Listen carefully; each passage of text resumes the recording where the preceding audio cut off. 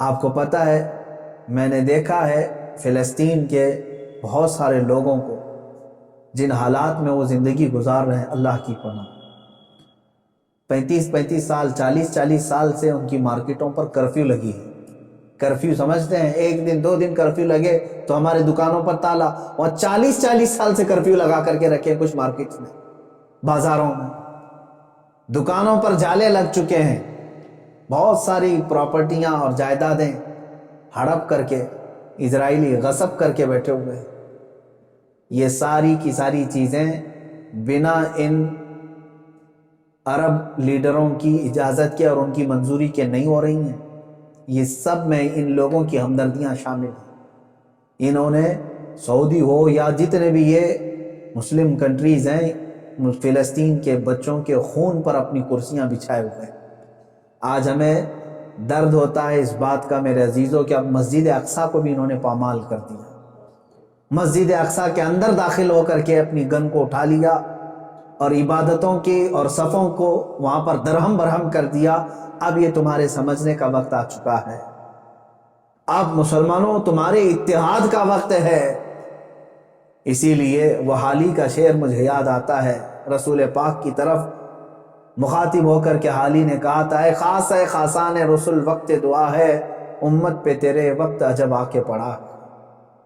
آج یہی حال تو ہے امت پر، ایسے حالات کہ ہماری بہنیں بہت چیخ رہی ہیں اپنی عزت کے لٹنے پر، ہماری ماؤں کو بے آبرو کیا جا رہا ہے، لیکن ان کی مدد کے لیے اٹھنے والا کوئی شہسوار نظر نہیں آتا۔ مشرق سے مغرب تک، شمال سے جنوب تک ایک چپی اور ایک خاموشی ہے، ایک ایسا سنسان ماحول ہے کہ سب اپنوں میں اور اپنے آپ میں مست ہیں۔ تمہیں معلوم ہے آج ہم افطاری کے لیے بیٹھتے ہیں تو بڑی بڑی نعمتیں کھا لیتے ہیں، ان بچوں کا کیا ہوتا ہے جن کی افطاری کے وقت ان کے باپ اور ماں کی لاشیں سامنے رکھی رہتی ہیں؟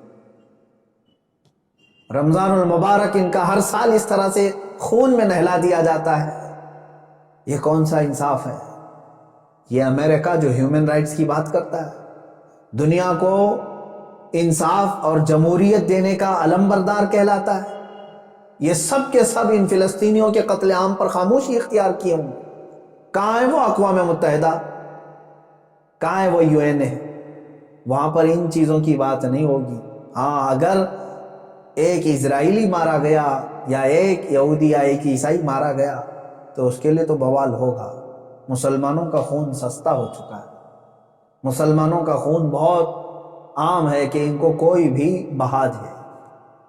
اے مسلمانوں، اس لیے آج تمہیں واپس اپنے اسی قدم پر آنے کی ضرورت ہے جہاں پر رسول پاک نے تمہیں چھوڑا تھا۔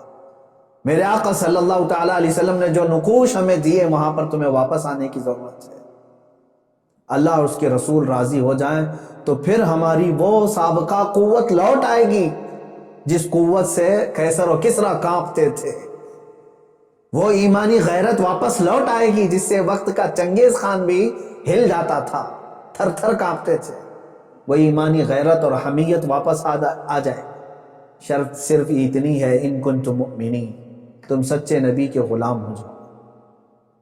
ولا تہینوا ولا تحزنوا وانتم الاعلون، میرے رب کا وعدہ ہے کہ تم غم نہ کرو، پریشان مت ہو، تم بلند ہوگے، لیکن اس کے ساتھ ایک شرط ہے کہ تم نبی کی وفاداری تو کرو، غلامی میں تو آ جاؤ۔ آج فلسطین ہے، اس کے بعد شام ہے، اس کے بعد عراق ہے، اس کے بعد یمن ہے، پھر افغان ہے، برما ہے، یہ سب جگہ مذبح خانہ بنا ہوا ہے۔ جانور بھی اتنے نہیں کاٹے جاتے جتنے وہاں کے انسان کاٹے جاتے ہیں۔ یہ جتنے ظالم ہیں دیکھ لینا یہ بلاؤں میں گرفتار ہوں گے۔ آج یہ جو حالات پیدا ہوئے ہیں، کثرت سے یہ بیماری کا پھیل جانا اور کثرت سے موتوں کا ہو جانا، آپ کیا سمجھتے ہیں؟ یہ بھی ایک اللہ تعالیٰ کے غضب کی نشانی ہے، یہ اس کے قہر کی نشانی ہے۔ تمہارے پاس لاکھوں کروڑوں بھی ہوں گے، تم بچ نہیں پاؤ گے اس کی پکڑ سے۔ ظلم سے باز آ جاؤ۔ ظلم ایک ایسی چیز ہے جس کو کبھی دنیا نے پسند نہیں کیا، اور ہر ظالم کا انجام بہت سخت ہوا ہے۔ وہ چنگیز خان جس نے لاکھوں کی لاشیں بچھا دی تھی محض گھوڑے پر بیٹھ کر کے، ایک بار اپنے ہاتھ میں کسی چیز کو لے کر کھیل رہا تھا۔ مجھے یاد آتی ہے بات، آج فلسطین کے بچوں کے لیے اب بھی میری امید ہے. لوگ یہ کہتے ہوں گے ان کے پاس کچھ نہیں. ارے وہ چھوٹے کنکر اور پتھر سے مقابلہ کر رہے ہیں, سامنے والے پیٹروٹ میزائل لے کر کھڑے. اسرائیلیوں کے پاس گن ہے اور وہ بچوں کی کھوپڑیوں پر لگاتے ہیں, اور دوسری طرف نہتے بچے ہیں.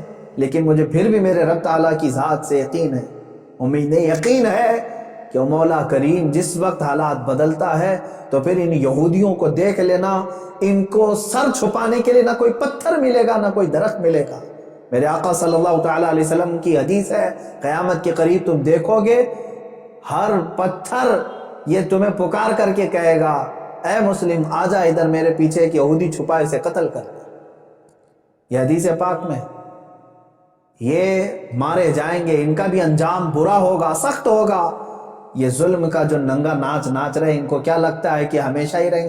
یہ خود چین سے کبھی نہیں رہ سکتے. ذلت والے لوگ, انبیاء کا بے حساب قتل کیا جنہوں نے, پوری دنیا کی آج چین اور سکون کو غارت کرنے والا یہ اسرائیل کیا سمجھتا ہے کہ ہمیشہ ان کی حکومت قائم ہو جائے؟